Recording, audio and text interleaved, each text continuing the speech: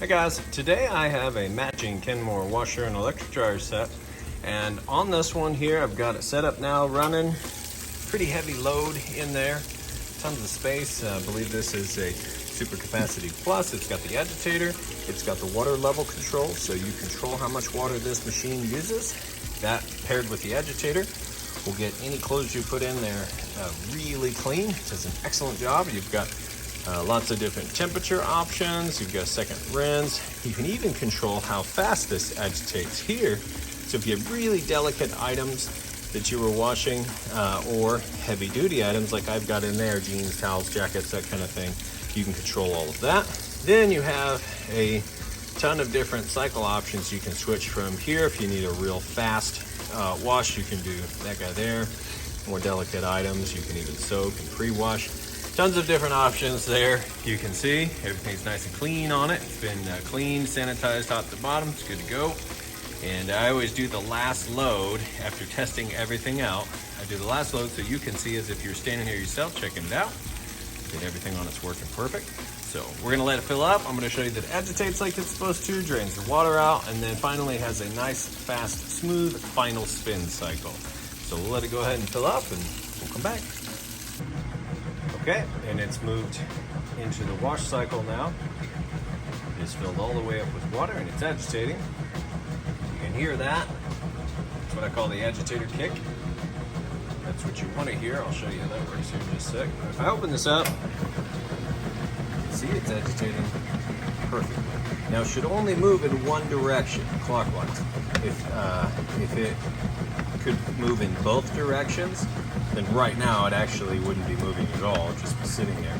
But if this were empty and you could reach in here and spin this counterclockwise, that's how you know this is not working correctly. It should be working exactly like this, bringing those clothes down along the bottom fins and out back towards the center, and it just kind of repeats this little vortex here. That's how your clothes get really clean. All right, we're moving out of the wash cycle into the rinse cycle. It is currently draining that water out. Hear the drain running. Now I'm not going to lift the lid up because that will actually interrupt the drain cycle. But you can hear it back here draining that water out nice and fast. But what happens is it drains without spinning first, then it'll kick over and spin and drain at the same time. Then it'll fill back up with fresh rinse water. Once it moves through the rinse cycle, we'll be on to the final spin, which is what I'll come back for next. All right, drain the water off that rinse cycle. Now we're coming into the final spin. It's getting up to full speed. And what I'm going to do is I'm going to lift the lid up and show you that it is in fact spinning like it's supposed to. And that's going to trip the lid switch, which will stop the machine. However, you'll still be able to see that it's spinning and going nice and fast like it's supposed to. Just make sure it's at full speed here. You can see right now that it sounds great. Nice smooth operation. So we'll go ahead and just lift this up. Okay, shuts the machine down. As you can see, it's spinning nice and fast, doing a great job getting the water extracted out of those clothes. And I will let that finish up. As soon as it's done, we'll move the clothes over to the dryer.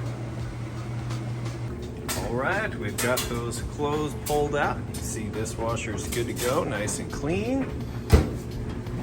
Move over here to the matching electric dryer, and I've got it set time dry, high heat. You've got 3 heat options.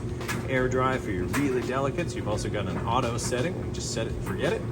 And then you've got your start button. You push that to start. And you've also got on-off signal, which is great if you have kids or pets or anything like that. Lint trap right here. You want to make sure you change that out before every load. And I'm going to show you that it is in fact heating like it's supposed to. Right in between those 2 red dots, it's going to take a surface temperature measurement. So it's about 80 degrees on top of this dryer. Point it on the concrete floor. A little cooler down there, it's about 72. So go ahead and open this up. See those clothes are tumbling. right inside the heating element tube. Plenty of heat coming out of that tube there. That in turn is going to heat the inside of your dryer up anywhere from about 95 to 195 degrees. Just depends on what you have your heat setting at. So we'll let that finish up. Start. Go ahead and get these listed up for sale. If you have any questions, feel free to reach out. I do appreciate you taking the time to watch my video. Thanks, you guys have a great day.